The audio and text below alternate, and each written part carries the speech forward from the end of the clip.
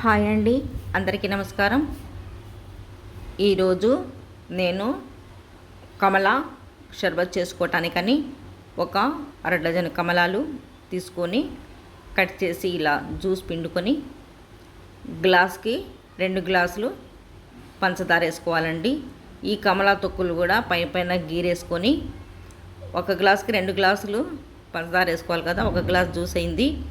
ఆ తర్వాత ఈ తొక్కలు కూడా మనం మిక్సీలో వేసేసుకొని ఆ తొక్కలు గీరి సన్నగా కట్ చేసుకొని వేసి కొన్ని వాటర్ వేసుకొని గ్రైండ్ చేసుకోవాలండి.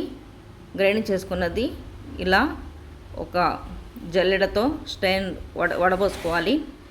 పిప్పు వచ్చేస్తుంది. దానికి 1 గ్లాసు 2 గ్లాసులు పంచదార 2 గ్లాసులు కమలా జ్యూస్ వచ్చింది. ఇలా మరుగుతుంటే నురుగు వస్తుంది. ఆ తర్వాత నురుగు తగ్గిపోయిద్ది. దగ్గర పడే కొద్దీ మనం చిక్కబడుతూ ఉంటుంది. కొద్దిగా చిక్కపడంగానే మనకు షర్బత్తు తయారవుతుందండి. కొద్దిగా చల్లారిన తర్వాత ఇదిగోండి చిక్కగా వచ్చింది. గాజు సీసాలో స్టోర్ చేసుకుంటానండి.